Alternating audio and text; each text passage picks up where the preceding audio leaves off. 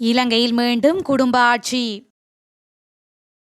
இலங்கையில் காணாமலாக்கப்பட்டோர் தொடர்பில் கேள்வி எழுப்பிய ஜஸ்மின் ஜூகா.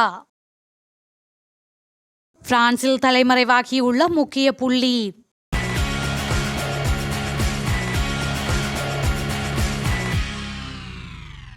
இலங்கையில் மீண்டும் குடும்ப ஆட்சியையோ பரம்பரை ஆட்சியையோ தோற்றுவிக்காமல் மக்கள் தமது பொறுப்பை சரியாக நிறைவேற்ற வேண்டும் என நீதியமைச்சர் விஜயதாச ராஜபக்ஷ தெரிவித்துள்ளார்.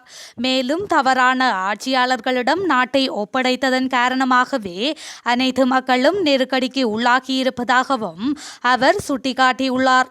இது தொடர்பில் அவர் மேலும் தெரிவிக்கையில், கடந்த 4 ஆண்டுகளாக மக்கள் துயரங்களையும் நெருக்கடிகளையுமே அனுபவித்து வருகின்றனர்.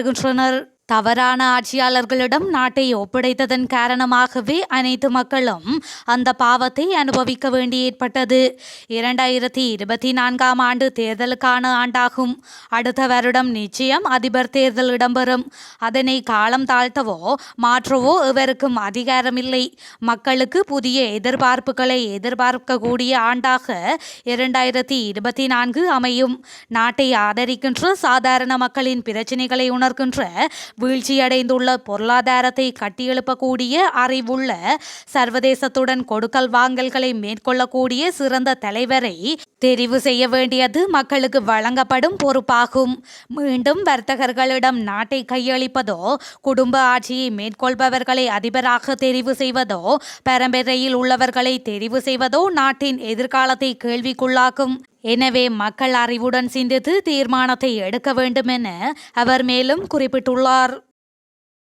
இலங்கையில் கடந்த காலங்களில் நியமிக்கப்பட்ட அனைத்து அதிபர் ஆணைக்குழுக்களுக்கும் என்ன நேர்ந்தது என்பதை கண்டறிவதற்காக உருவாக்கப்பட்டனவே தவிர அவை யார் அதனை செய்தது என்பதை கண்டறிவதை நோக்கமாக கொண்டிருக்கவில்லை என சர்வதேச உண்மைக்கும் நீதிக்குமான செயற்திட்டம் சுட்டிக்காட்டியிருக்கின்றது. இதேவேளை தற்போதைய உண்மை மற்றும் நல்லிணக்க ஆணைக்குழுவும் அதனை ஒத்த நடவடிக்கையா என்ற கேள்வி எழுப்பியிருக்கின்றது.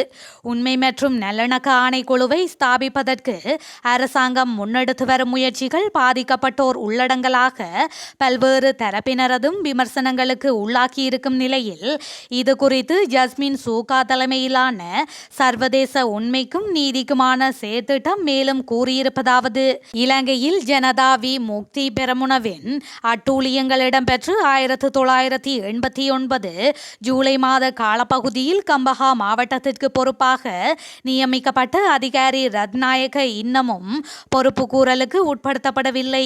ஏனெனில் இலங்கையில் நியமிக்கப்பட்ட அனைத்து அதிபர் ஆணைக்குழுக்களும் என்ன நேர்ந்தது என்பதை கண்டறிவதற்காக உருவாக்கப்பட்டனவே தவிர யார் அதனை செய்தது என்று கண்டறிவதை நோக்கமாக கொண்டிருக்கவில்லை.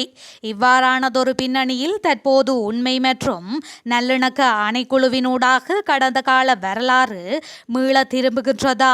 ஆனால் 2009 மே மாதம் 18ஆம் திகதி தம்மிடம் சரணடைந்து காணாமல் போன நூற்றுக்கணக்கான தமிழர்கள் அழைத்து சென்ற பேருந்து பதிவிலக்கமின்றியே கண்டறிய முடியாது என ராணுவம் கூறியது.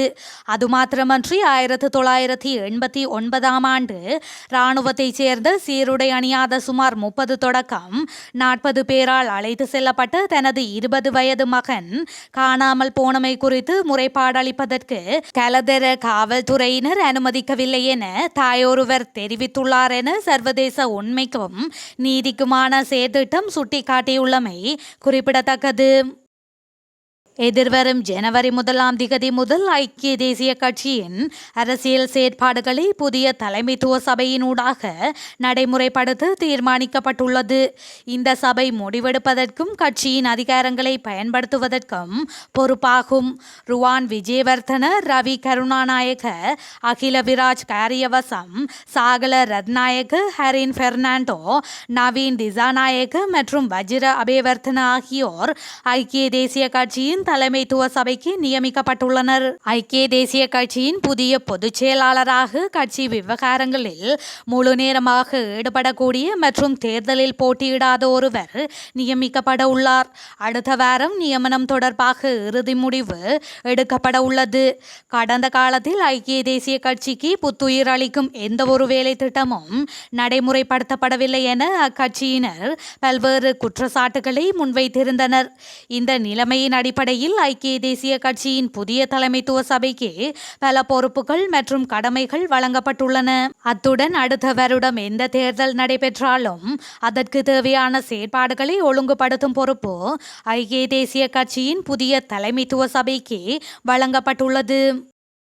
பிரான்சில் தலைமறைவாக வாழ்ந்து வரும் பாரிய போதைப்பொருள் கடத்தல்காரரும் ஒழுங்கமைக்கப்பட்ட குற்ற செயல் தலைவருமான ஒருவரை இலங்கைக்கு அழைத்து வருவதற்கான முயற்சிகள் மேற்கொள்ளப்பட்டு வருவதாக பொது பாதுகாப்பு அமைச்சர் தெரன் அலஸ் தெரிவித்துள்ளார்.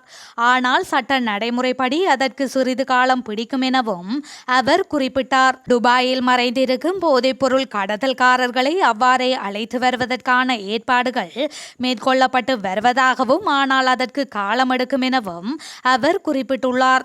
நாட்டில் போதைப்பொருள் கடத்தலை தடுப்பதற்கான காவல்துறையினரின் நடவடிக்கை நிறுத்தப்பட மாட்டாது என்றும் அது தொடரும் என்றும் அவர் மேலும் தெரிவித்தார்.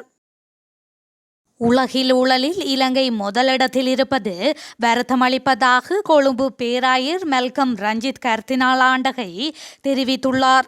கட்டான ஹல்பே புனித பிரான்சிஸ் தேவாலயத்தில் இன்று இடம்பெற்ற பிரதான நத்தார் ஆராதனையில் கலந்து கொண்டு உரையாற்றும் போது அவர் இவ்வாறு தெரிவித்தார். அவர் தனது நத்தார் ஆராதனை உரையில் மேலும் தெரிவிக்கையில் உச்ச நீதிமன்றத்தின் உத்தரவுகளையும் சட்டத்தையும் புறக்கணிக்கும் மோசடியின் கைக்குள் நாடு வீழ்ந்துள்ளதாக அவர் குறிப்பிட்டார். ஊழல்வாதிகளை பாதுகாக்கும் அரசாங்கம் கிடைத்துள்ளதால் இந்த நாடு ஊழலில் இருந்து விடுபடும் நாள் இன்னும் வெகு தொலைவில் உள்ளது என கர்தினால் மேலும் தெரிவித்தார்.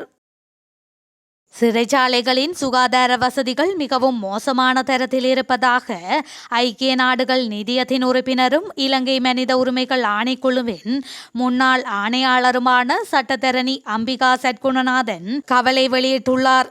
கடந்த சனிக்கிழமை மேலும் 8 கைதிகளுக்கு மூளைக்காய்ச்சல் அறிகுறிகள் அடையாளம் காணப்பட்ட நிலையிலேயே இக்கருத்தை வெளியிட்டுள்ளார். மாத்தறை சிறைச்சாலையில் மூளைக்காய்ச்சல் அறிகுறிகளால் அடையாளம் காணப்பட்டு வைத்தியசாலையில் அனுமதிக்கப்பட்ட நிலையில் மீண்டும் 8 கைதிகள் அதே நோய் தொற்றுக்கு உள்ளாகியிருந்தனர். சிறைச்சாலைகளின் சுகாதார வசதிகள் மிகவும் மோசமான தரத்தில் இருப்பதாலேயே இந்த நோய் தொற்றுகள் ஏற்படுகின்றன. இதனால் ஏதேனும் நோய் தொற்று பரவல் ஏற்படும் போது சிறை கைதிகள் பெரும் ஆபத்துக்கு உள்ளாகின்றனர். மேலும் சிறைச்சாலைகளில் சாதாரணமாக தடுத்து வைக்கக்கூடிய கைதிகளின் எண்ணிக்கைக்கு அப்பால் கைதிகள் தடுத்து வைப்புகள் இடம்பெறும் போது இடநெருக்கடி ஏற்படுகின்றது. இதனால் நோய் தொற்றுகள் அதிகரிக்கின்றன. அத்தோடு கோவிட்-19 கால பகுதிகளில் கூட கைதிகளினுடைய சுகாதார நலன்கள் பேணப்படாமை, அதன் போது சிறைச்சாலைகளில் நிலவிய குறைபாடுகள் பற்றியும் அம்பிகா சட்குணநாதன் கருத்து வெளியிட்டிருந்தமை குறிப்பிடத்தக்கது.